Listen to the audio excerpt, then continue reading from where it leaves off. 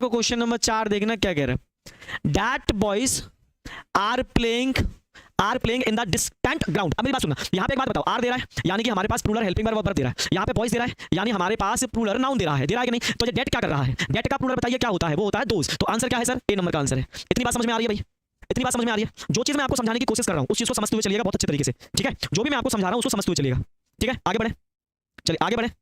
चलिए अगला क्वेश्चन देखिएगा, मजा आएगा क्वेश्चन में। देखिए 5 नंबर का क्वेश्चन देखिए। अब 5 नंबर के क्वेश्चन में आप ध्यान से देखिएगा, मैं आपको हिंट दे रहा हूँ। यहाँ पे डेट आ रहा है, यहाँ दिस आ रहा है। हेल्पिंग वर्ब देख लो, ये इज है। अब ये दोनों, यहाँ दिस है तो यहाँ डेट है, बिल्कुल सही है, कोई दिक्कत नहीं है। लेकिन गलती कहाँ है? ये हाउस। लेकिन गलती तो सही है, यहाँ तो हाउस बिल्कुल सही है। सिंगुलर के साथ सिंगुलर आ रहा है, बिल्कुल सही है। ये भी सिंगुलर आ रहा है, बिल्कुल सही है। सेंटेंस के अंदर कोई एरर ही नहीं है, नो एरर। सेंटेंस में साहब कोई एरर नहीं, नो एरर, सही लिखा है बिल्कुल। अब ध्यान से देखो, this house is better than that one, सही तो है भाई? दिस और डेट ये बिल्कुल सही लिखे हैं। दिस पास के लिए, डेट दूर के लिए, सही लिखा है। तो दो जगह तो गलती होगी नहीं, गलती एक जगह होगी, ठीक है? अच्छा, जिसके साथ में सिंगुलर आएगा नाउन, सिंगुलर हेल्पिंग वर्ब आएगी, तो सिंगुलर नाउन आया है, सिंगुलर हेल्पिंग वर्ब आई है, बिल्कुल करेक्ट है, नो एरर।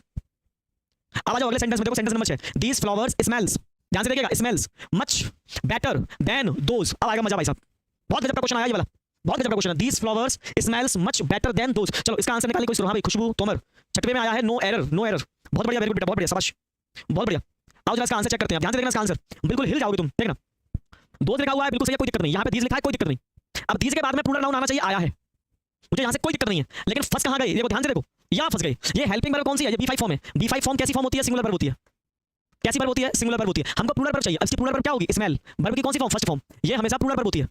कौन सी वर्ब होती है? Plural verb. तो हमारा आंसर कहाँ है? ऑप्शन नंबर बी, ये आंसर सही हो गया। तो आप कहाँ पर किस तरीके से डिफीट होंगे ये मान के चलिए, एग्जामिनर बिल्कुल सोच के बैठा है, बस आपको कहाँ से कैसे डिफीट करेगा।